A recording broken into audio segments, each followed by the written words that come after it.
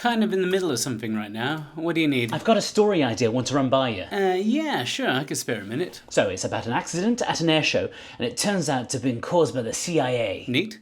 So who's the protagonist? Well, I haven't got that far yet. Maybe a pilot? Right, so this pilot, what does he want? Don't be sexist. The pilot could be a woman. Is it a woman? Oh, no. So what does he want? I don't know, to find out the truth about the accident? Okay then, what's so special about this pilot? What's his deal? He's brave. And what does he stand to lose if he doesn't uncover the truth?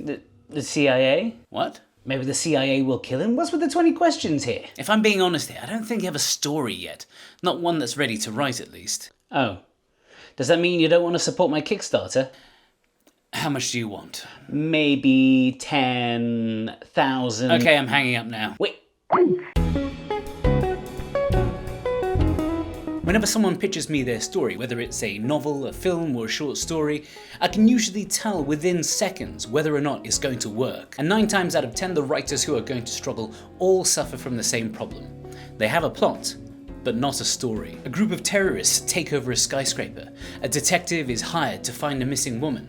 A small town discovers its water supply has been poisoned. Now, these plots have the potential to be great stories. In fact, all of them are the plots to best-selling books or blockbuster films. But on their own, they're just a bit bleh. They're things that happen, and things that happen are not enough to carry a novel or a screenplay. Every narrative needs to have an underlying human story. The protagonist, whose life has been quietly building towards this exact crisis, who is, for reasons we'll get into, possibly the worst person to have to deal with it. In this video, I'm going to show you a simple system for taking any plot idea you have and finding the character-driven story living inside it. A while back, I made a video showing you how to brainstorm an idea by observing people around you, figuring out what makes them tick, then creating a story that brings the best and worst out of them. Today, I'm going to share with you another system that I call Why Them, Why Now, that will let you reverse engineer any plot idea and find dozens of possible stories buried inside it. But first, I want to make a distinction that I think is genuinely useful. A plot is a sequence of events. A story is what those events mean to the person they're happening to. Here's an easy way to think about it. Imagine you read a synopsis of a film. A cop gets trapped in a skyscraper taken over by terrorists and has to take them down one by one. And that's a plot. Now you can go down and make a plotty version of all of this where the cop has to stop the terrorists. Why?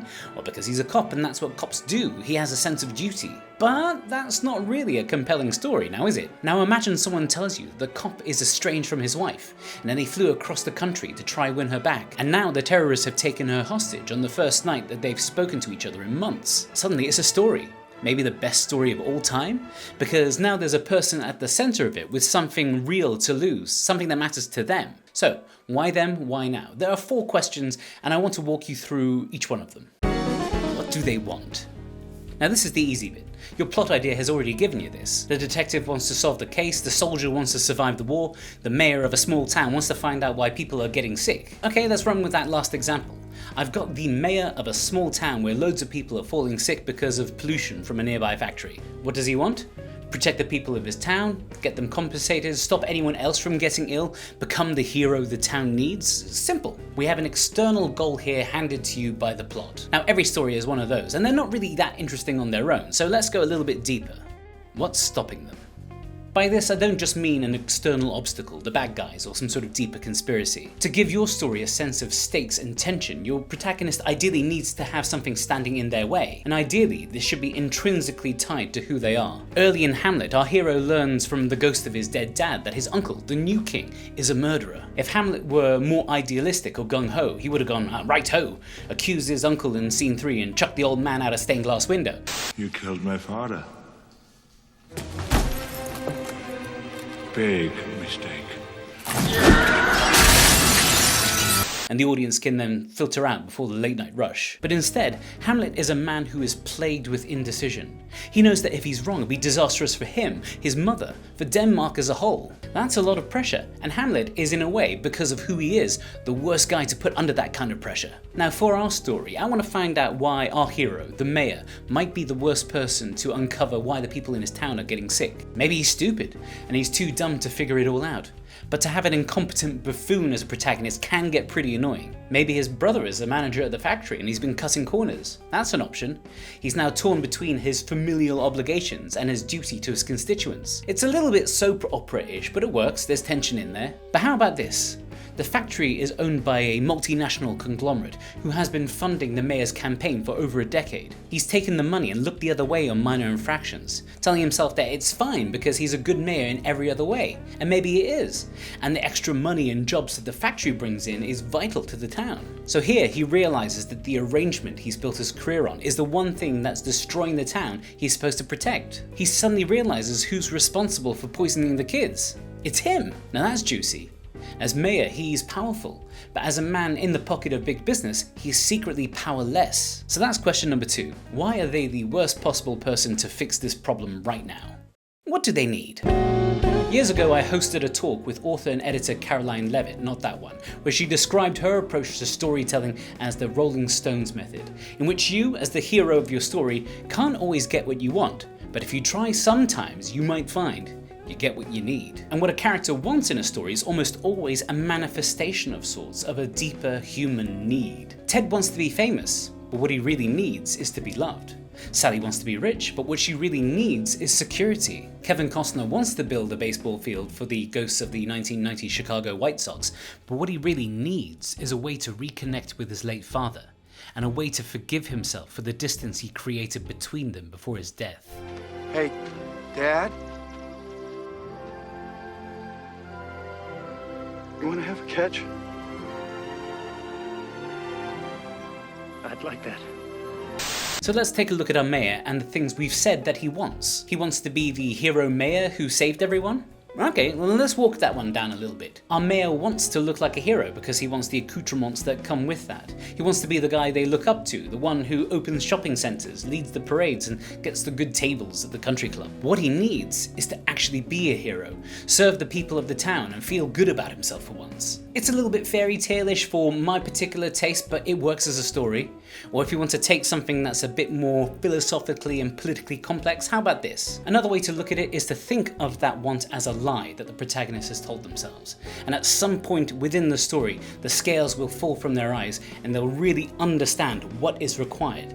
That is the need. Our mayor believes that he can serve both big business and the people of the town, thinking that the health of one is critical to the other. But through the story, our mayor realizes that he needs to pick sides. He realizes that one man cannot serve two masters. Now that is a story with something to say. And when people talk about character arcs, this is what they mean. How will our mayor go from being someone who's more concerned about looking good to someone who's actually doing good? How does he go from being someone who's convinced himself that he can serve the interests of both the business and the people who have elected him to someone who finally understands that he cannot? That's his arc in a single sentence, the journey from one to the other.